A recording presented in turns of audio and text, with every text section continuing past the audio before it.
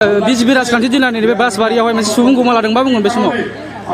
दिनैहाय जोंनि आसामनि गृह मन्थ्रि डक्टर हिमन्त बिश्व शर्मानि बिथोन बादियै आसामनि गुबुन गुबुन जायगायाव गुबुन मण्डलाव आरो गुबुन गुबुन समस्तियाव बिजेपिनि शक्ति गोहोखौ देखायनो थाखाय प्रग्राम लादों आरो बेबायदिनो दिनै बे सर्बजरानि बे बासबारि ओनसोलाव जोंनि बिजेपिनि संख्या जोंनि बोलोखौ देखायनो थाखाय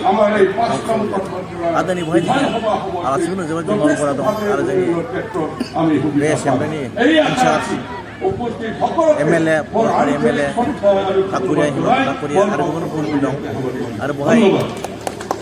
बावैसो जोंहा क'क्राझार जाबाय गुबुन गुबुन जायगायाव जाबाय आरो दिनै बे जोंनि जिल्लायाव बे लास्ट बे प्रग्राम आरो बेवहाय नुदों गोबां हारिनि मानसिफोरखौ ज' जाफैदों बेनि सायाव बयबो रायजो राजाखौ आं धन्यबाद होदों आरो दिनै बिजेपिनि बे थांखियानो जाहैबाय फैगोन समाव जों बिजेपिनि गोहोखौ स्ट्रं खालामगोन आरो फैगोन समफ्राव जे सरकार जानांगौ बे सरकाराव जोंनि बे गोहोखौ देखायनानै रायजो राजाफोरखौ जे सरकारनि जे खामानि मावनाय सरकारनि जे जौगाखांनाय खामानि मावनाय बे फारसे रायजो राजाफोरखौ गोसो बोनो नाजानाय जादों दिनै नुदों जे दिनै भारतबर्षआव जोंनि मानगोनां जे गाहाय मन्थ्रि सर्बशक्तिमान बयनिख्रुइ गोहो गोरासिन प्रधान मन्थ्रि होनना बुंजायो जों भारताव दिनैसिम आगोलफ्राव जे प्रधान मन्थ्रिफोर बिनि गेजेराव बयनिख्रुइ गोहो गोरासिन प्रधान मन्थ्रि आं बुंनो लुबैयो दा बिथांमोना दिनै भारताव दिनै बेसेबां सान्थि फैदों बेसेबां जौगानाय फैदों आरो बेसेबां सानथ्र'हायै खामाय गोरिब गुन्द्राफोरनि बेसेबां समस्या समाधान खालामहोदों बेखौ जों मिथिगौ आरो जोंनि आसामाव जोंनि मानगोनां डक्टर हिमन्त बिश्व शर्मानि दैदेननायाव जे रोखोम खामाय जादों जों नुगासिनो दं थांनाय बोसोरफ्राव 10 बोसोर बा बिनि आगोल जे कंग्रेस सरकार दङ बेवहाय जेबो माने एसे उन्नति खालामाखैमोन स्किम हरदों स्किमनि उन उन सरकारनि अफिसफ्रा खारफाखैमोन फैसा थांनानै बहा मा बाहायजादों मा बाहायजों खबर लायाखै खिन्थु दिनै जोंनि डक्टर हिमन्त बिश्व शर्मा बिथांनि दैदेननायाव जे स्किम फैयो बे स्किमा मावजादों ना मावजायाखै बिनि खिबो जोंनि पलिटिसियाना होन बा अफिसार बा नांगौ नालाय बेखौ मावफुङो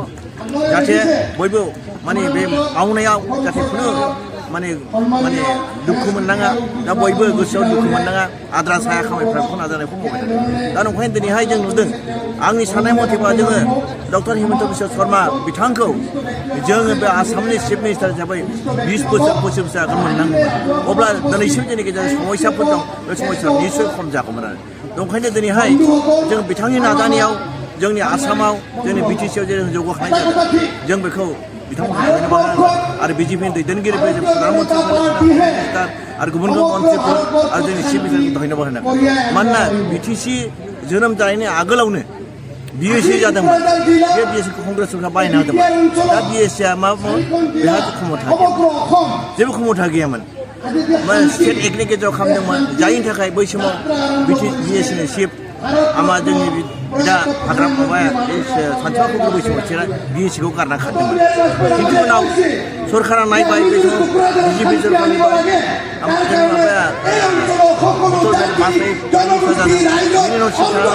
ओमफ्राय जोंनि हम मिनिस्टार खालाम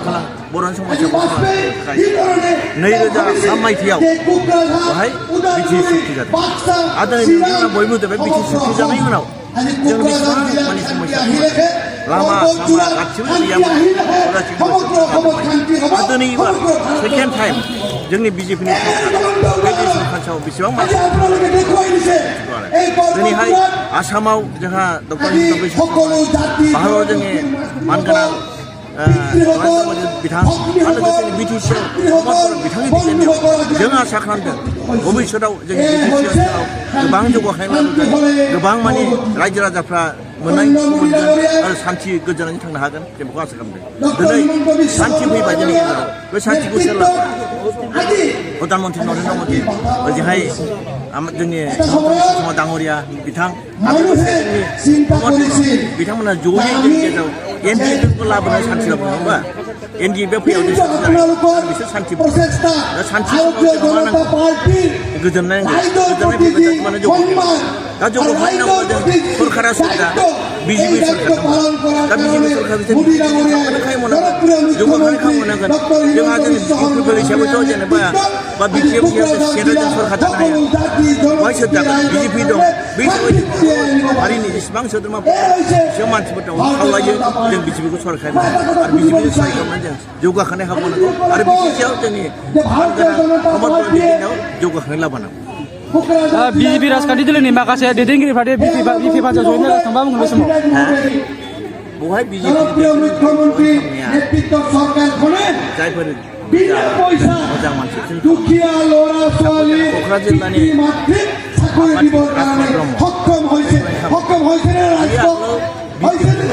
हाग्रामा महिलाजों थाफानाय हाग्रामा महिलाजों थाफानाय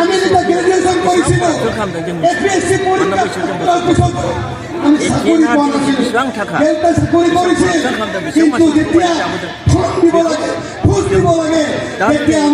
सरकारा बिजेपि सरकार जाहैबाय बिजेपिआव फैनानै बिजेपिआव थांनानै करापसन खालामनाय दा नोंबा बिजेपिआव करापसन लामा गैया जाय थाखायबो दिनै फिन जानला खिन्थु जोंनि बिजेपिआव बिसोर थांनाय दिनै हाजार आरो बेजों जोङो उनाव जथेस्थ' जोंहा एलायन्स पार्टनार मोनसे पार्टि जागोन बेहाय मस्ट प्रबाबल जों आसा खालामो इउपि फिल्ड केन्डिडेट दा बिथांमोना सोरखौ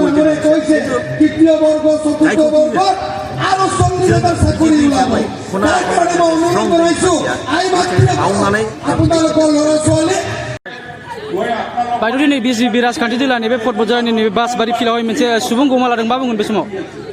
दिनै सानाव खनथाम जाबाय दिनै जों दाख्लैसो क'क्राझारावबो खुंखांबाय आरो बिनि सिगां जमदुवाराव खुंखांबाय आरो दिनै बेहाय खुंगासिनो दङ बेहाय मानसिफोरखौ नुनानै माने गोजोननाय मोन्दों जोंनि कार्यकर्ताफ्रा जों सानाखैमोन बेबायदि एथ'ग्राब मानसि जागोन होननानै खिन्थु दिनै बेखौ नुनानै माने भारतीय जनता पार्टिया जों निस्सयनो माने मोजाङै खामानि मावदों होननानै जों साननानै लादों आरो बेसेबांसो सुबुंफ्राबो बाहागो लादों बायद' दिनैनि माबायाव सुबुं गमायाव दिनैथ' जोङो सानदोंमोन 6,000सोल' जागोन सानदोंमोन नाथाय बेहाय 7,000निबो बांसिन मानसि जों नुनो मोन्दों आरो साखाफारा जों जागासिनो दङ ओंखायनो जायगा जों बेबायदिनो मा होनो बेबायदिनो खुंगासिनो दङ मिटिं खालामगासिनो दङ आरो बेहाय जोङो बेबायदिनो बुरजा मानसिखौ नुनो मोन्दों आरोखि जोंखौ बयबो खहारि खालामदों सानफा एफा जे बिजेपिनि दैदेनगिरिफ्रा जे बिपि दोलोआव जयेन जागासिनो मा बुंगोन बायद' बे समाव थांनांगौआ थांखागोन बिसोरो खिन्थु जोंनि जाय मोजाङै खामानि मावग्राफोर बिजेपिखौ गोसो मोदोम जिउ होनानै खामानि मावदों बिसोरो खिन्थु बे लिडारफ्रा थाङाखै कार्यकर्ताफ्रा रावबो थाङाखै